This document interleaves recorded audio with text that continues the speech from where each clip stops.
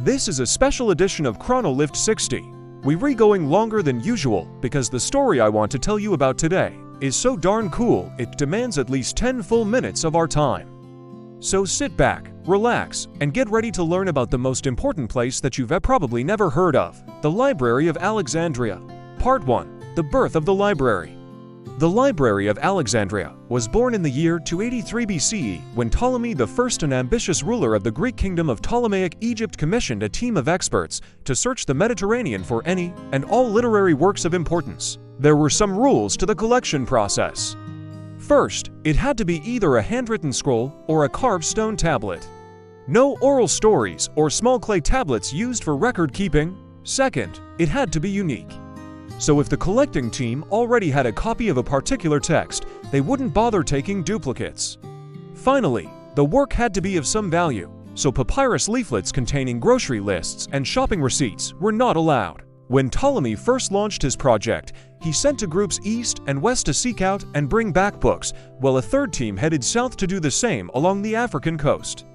But it didn't take long for him to realize that this method wasn't working all that well. So he hired Demetrius of Phalerum, a man considered to be one of the 7 wise men of the Hellenistic age, to take over the book hunting project. Demetrius traveled throughout the eastern Mediterranean, purchasing libraries from rich businessmen and entire scrolls from monasteries. He basically did to books what the rest of the world was doing to papyrus, mass production. By the time he was done, Demetrius had spent around 200,000 silver talents to build up the royal collection to somewhere between 200,000 and 500,000 scrolls.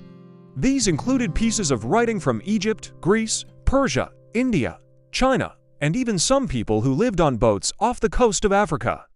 Ptolemy built an enormous 8-story building to house them all. And in 247 BC, opened the Museum of Alexandria. In addition to housing scrolls, the building also served as a scholarly retreat for those who wanted to live near the collection. Much like today's top-tier universities, the museum was a place of learning. Scholars came to read rare books, but also to meet other smart people and discuss their findings. They studied everything: astronomy, medicine, geography, poetry.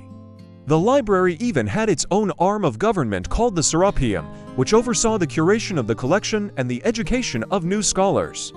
The mission of the Alexandrian Library was straightforward, yet revolutionary. Find all the written knowledge in the world and keep it in one place. People would come from all over the Mediterranean to visit the library. Once inside, they couldn't leave until they had completed a survey called the Alexandrian Oath, in which visitors pledged to respect the collection, neither damage nor deface any scrolls, and help preserve and protect the great library for generations to come. Part 2. Knowledge that changed the world. The influence of the Alexandrian Library is difficult to overstate.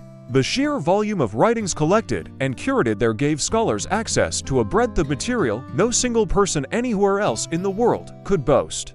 Writers like Homer, Sappho, Hesiod, and Herodotus, along with plays by Sophocles, Euripides, and Aristophanes, whose works were otherwise scattered across the Mediterranean, were all brought together in Alexandria.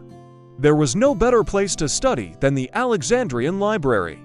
What happened in Alexandria did not stay in Alexandria. The influx of ideas and theories helped scholars advance knowledge far faster than they could have if they were all working independently. In the 1st century after opening, scholars from all over the empire came to Alexandria to study.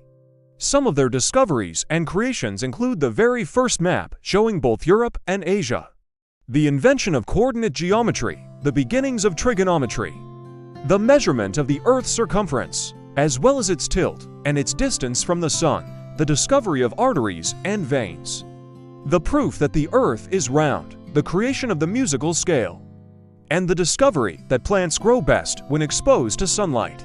But the Alexandrians weren't just happy bringing existing knowledge together. They wanted more. They created new maps, wrote new poems, conducted new experiments.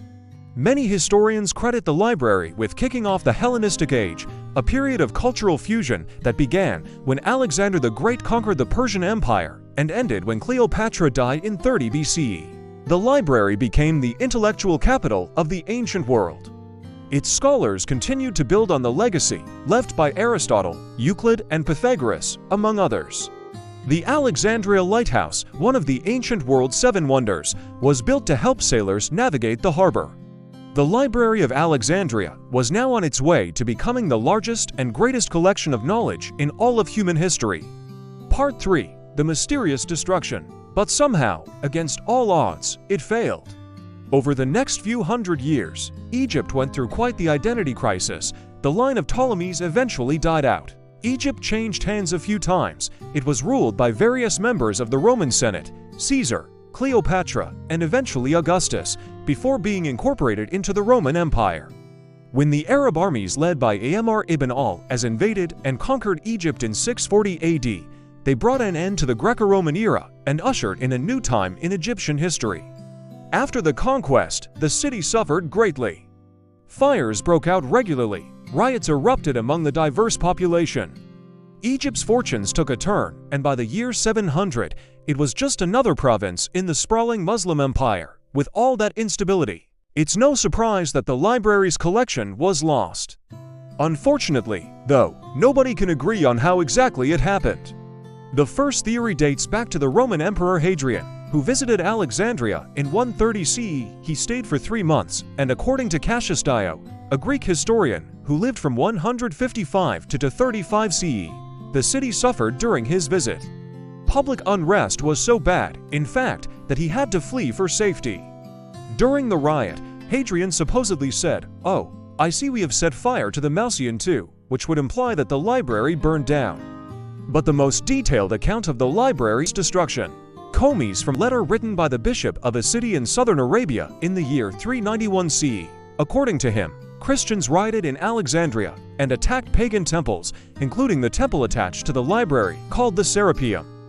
They threw everyone out, tore the books to pieces, and spilled their contents into the sea. Other accounts of the library's fall blame the Muslim conquest in the 7th century. The problem is none of these accounts were written until hundreds of years after the fact, so we have no idea how much of the library survived each event. Many historians believe that it was destroyed in stages. It could have been damaged in fires, looted, and vandalized during civil wars, and finally decimated when religious zealots ransacked the Serapeum.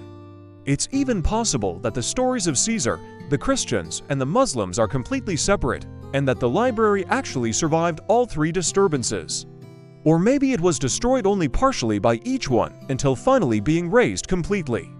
It's impossible to say for sure, but we do know that nothing like it has ever been seen since. All that remains of it today is a faded footnote in history. Part 4. What we lost. For most of history, it was assumed that the Alexandrian library was completely lost, destroyed during the Muslim conquest of Egypt in 640, but recent evidence suggests that it might have survived almost until the 10th century, when Caliph Hakam II of Cordoba, Spain, ordered the destruction of all pagan books in his empire. If this is true, then the library was lost twice. Once in the 7th century, again in the 10th. If it was lost twice, then we lost the works of dozens of philosophers, poets, and scientists. In the Alexandrian library, scrolls by Aristotle, Hippocrates, and Sappho, for example, are thought to have been lost forever. The first recorded history of Africa, India, Persia, and even Central America may have been part of the collection, as could have been early scientific treatises containing explanations of things like the Big Bang Theory, the theory of evolution, the composition of atoms, and even mathematical proofs for Pythagoras' theorem. Imagine how different the history of science would be if we hadn't lost all those writings. Maybe Newton and Darwin would have had even bigger shoulders to stand on. Conclusion. Knowledge is a funny thing. We love sharing it, hoarding it, fighting over it. We hide it, destroy it, burn it, even kill each other over it. In the 20th century alone, we have intentionally or accidentally bombed libraries, burned books, torn pages out of textbooks. Sometimes we don't even know we're destroying knowledge until it's too late. The fall of the Library of Alexandria isn't just a story about lost scrolls and fancy buildings. It's a cautionary tale about the fragility of progress. We should remember it every time we think we might be losing the plot. Thanks for watching. This is your host.